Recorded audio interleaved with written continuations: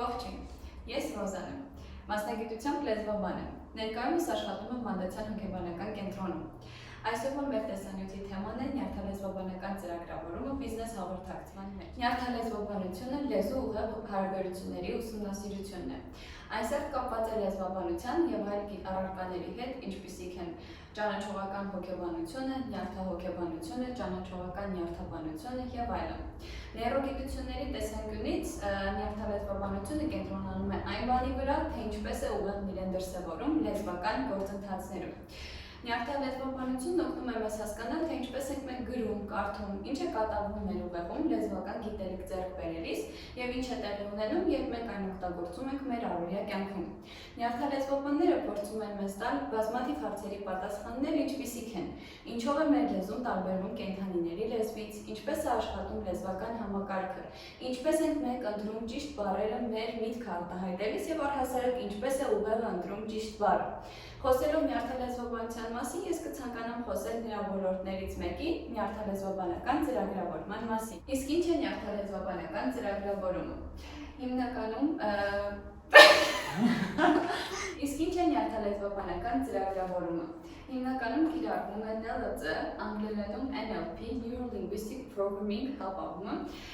որի ներքո թաքնված է մարդկային հարաբերությունների միանգամայն նոր հեղափոխական մոտեցում։ NLP-ն առաջարկում է մարդկանց հետ հաղորդակցվելու արդյունավետ եւ նոր մեթոդներ։ Միլիոնավոր մարդիկ արդեն կիրառել են նրա հիմնական սկզբունքներն ու մեթոդները, դրա միջոցով հասնելով հաջողության իրենց կենսագործունեության ամենատարբեր բնագավառներում։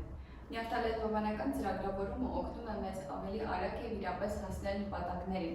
Այլ խոսքով, նրա օգնությամբ կարելի է հասնել ցանկալիին, նույնիսկ ավելին, շատ բան իմանալ, դառնալ այնպիսին, ինչպիսին ցանկանում ես։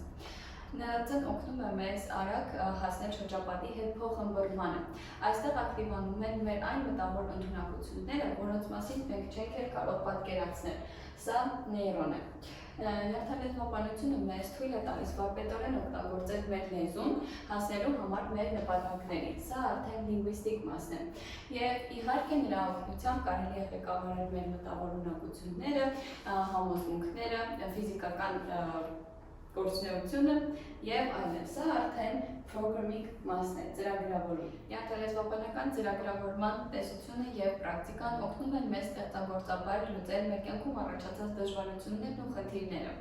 Նյարդալեզվաբանական ծրագրավորումը գիտություն է, որը ստեղծվել է 1979 թվականին Ռիչարդ Բենդլերի ամերիկացի համակարգչային գիտնական գեշտալտ թերապևտ եւ Ջոն Գրինդլի կողմից թերապևտ լեզվաբան տրեյներ։ Սովորել NLP եւ օգտագործել նրա արդյունավետ միջոցները կարող է մեզանից յուրաքանչյուրը։ Ստացված գիտելիքները կարելի է օգտագործել առօրյա կյանքում, աշխատավայրում եւ առհասարակ կյանքի ցանկացած բնագավառում։ NLP-ն թույլ է տալիս մարդկանց օգտագործել իրենց մարմինը, միտքը եւ հույզերը նպատակին հասնելու համար հաջողության իրենց կյանքում եւ շրջապատի հետ փոխըմբռնմանը։ Գոյություն ունեն նյարդալեզվաբանական ծրագրավորման մի շարք տեխնիկաներ, կցանկանամ անդրադառնալ ամենատարածված 3-ին։ Reframing, վերափոխման տեխնիկա։ Այս տեխնիկան հիանալի է գործում, երբ մենք հիմնականում գտնվում ենք ավելի զարգացած եւ բարգացած վիճակում, քանի որ այն թույլ է տալիս իրավիճակի բովանդակությունը տեղայնացնել այլ շրջանակի մեջ, այլ ավելի դրական շրջանակի մեջ։ Նշվում է, որ իրավիճակի իմաստն էլ հենց այն է, որ մենք կարող ենք այն տեղադրել տարբեր շրջանակների մեջ։ Տեղադրելով այն տարբեր շրջանակների մեջ, իհարկե մենք փոխում ենք իմաստը, որն էլ հանգեցնում է արդեն մտքի եւ ծրագրի փոփոխմանը։ Եկեք պատկերացնենք մի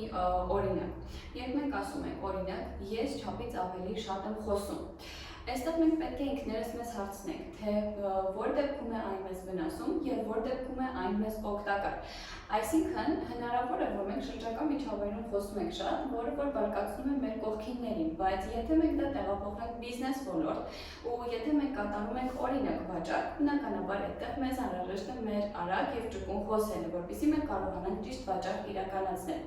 Այսպիսով, իրավիճակի սահմանումը տեղադրելով այլ շրջանակի մեջ, մենք վեր ենք հանում առաջացած խնդիրը եւ ինքներս հասկանում ենք, որ ամենևին կարիք չկա միանգամայն ազատվելու մեր սովորություններից։ Ընդհակառակը պետք է հասկանանք, թե որ իրավիճակում է այդ ռեսուրսը մեզ համար օգտակար եւ որ իրավիճակում վնասակար։ Հաջորդը խարսխման տեխնիկան է, anchoring։ Սա նյարդալեզվաբանական ծրագրավորման տեխնիկա է, որը մեզ թույլ է տալիս մեր կյանքը ապրել ավելի մեծ մոտիվացիայով եւ ուժով։ Իրականում շատ հաճախ մենք որպես խարիսք օգտագործում ենք բառ, ժեստ, հպում։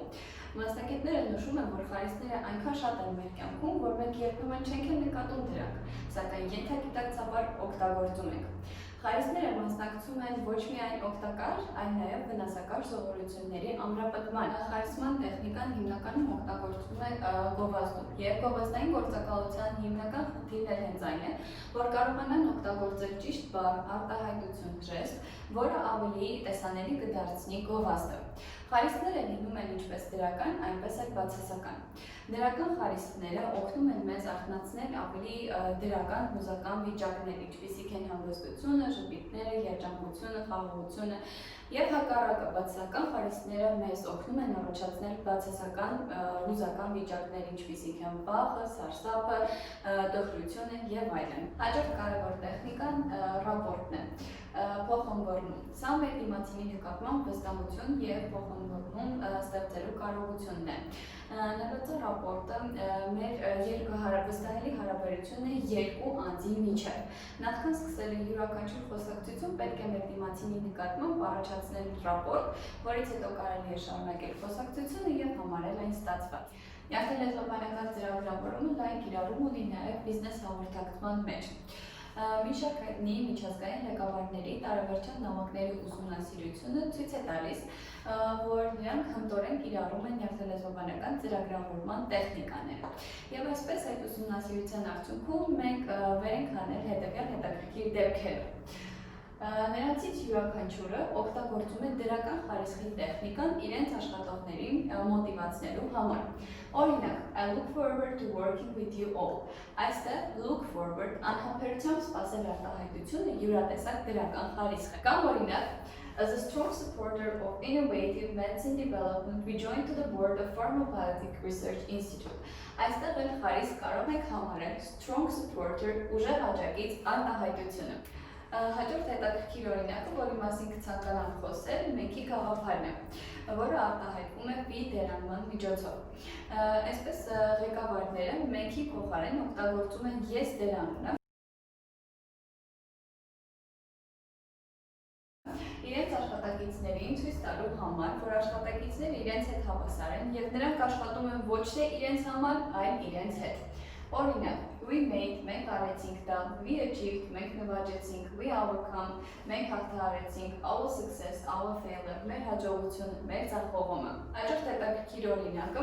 շարունակեք բայի լայնորեն օգտագործումն է որպես դրական խարիսխ։ Սա ղեկավարները օգտագործում են որպես արդեն իսկ կատարվածի, երախտագիտություն եւ շնորհակալություն, բայց զուգահեռ ցույց են տալիս, որ ապագայի հեռանկարային մոտեցումը արտահայտվում է շարունակեք բայով։ Այսպիսով, ինչ կարող է մեզ տալ նյարդալեզվաբանական ծրագրավորումը։ Նրա շնորհիվ հնարավոր է անձնական հարաբերությունների հաստատում եւ զարգացում, համոզման կարողության զարգացում, ինքնագնահատման աստիճանի բարձրացում,